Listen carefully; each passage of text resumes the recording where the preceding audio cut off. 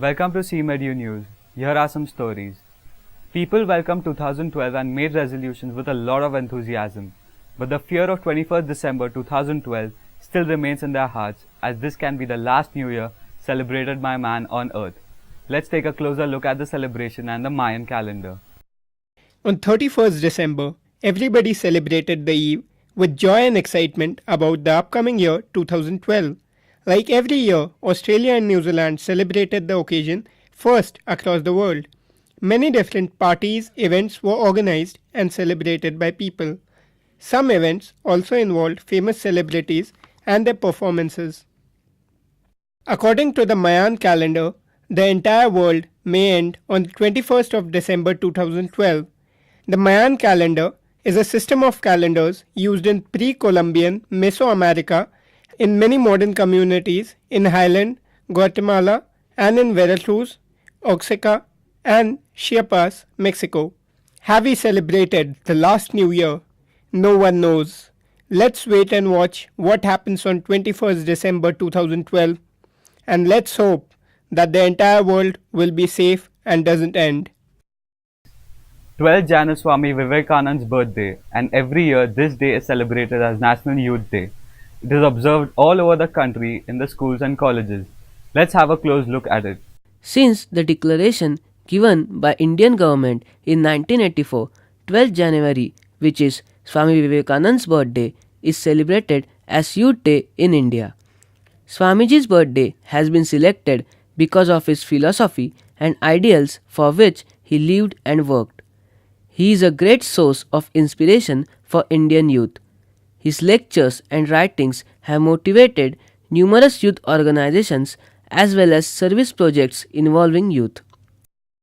Every year on Youth Day, different people participate in various activities across India. The organized activities promote youth participation in the fields of education, art, culture, and hope to generate moral values with enlightenment of inner soul. Many schools and colleges celebrate it with procession, speeches, recitation, music, and youth conventions all over the nation. The 10th Pune International Film Festival was held between 12 January to 19 January. It was jointly organized by Pune Film Foundation and Government of Maharashtra.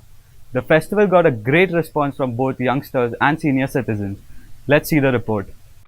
On 12 January, the festival was inaugurated at the hands of Padma Bhushan awardees Asha Bhosle and Ilayaraja and the one-man industry Shri Amitabh Bachchan.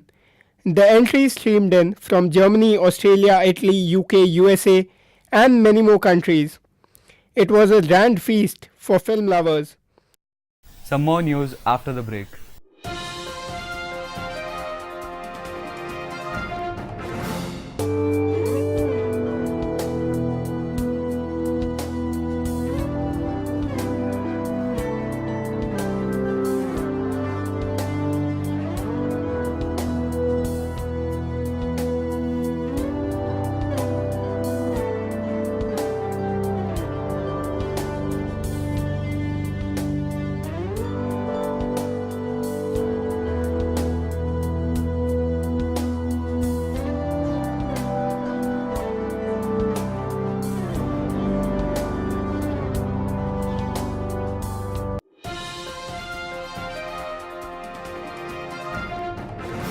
Welcome back.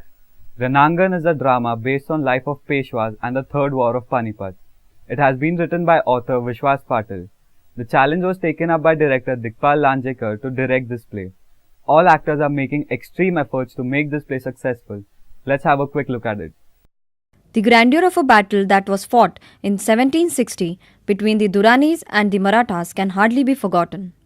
This battle, known as the Battle of Panipat, has now been created on stage by a team of youngsters from Pune led by director Dikpal Lanjekar. Two Pune-based production houses, Sri Gananjay and Savai, have supported this idea as the youth of today deserve to know about the sacrifices that have been made by our ancestors. According to Dikpal Lanjekar, Marathas are known for their warrior spirit and patriotism. Inaugurated at the Bharatnatyam Mandir on November 12, it has taken a wave of awakening and become quite popular among Puneites.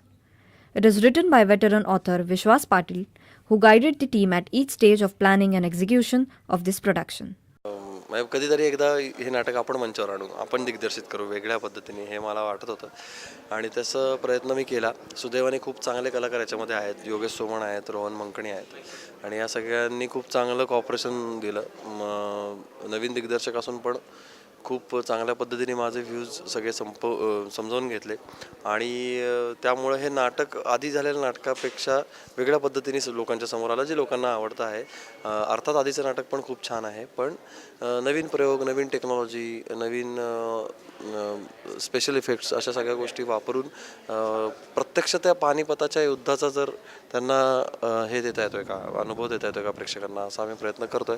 पण ते खूप छान पद्धतीने करता येत आहे. पानिपतचं रणांगण हे नाटक खूप आधी ऐकलं होतं आणि खास करून मोहन वाघ, वामन केंद्रे आणि अशोक समर्थ आणि अविनाश नारकर या लोकांनी मिळून तेव्हा ते केलं होतं आणि ते खूप नाटक चांगलं झालं होतं, खूप गाजलंही होतं.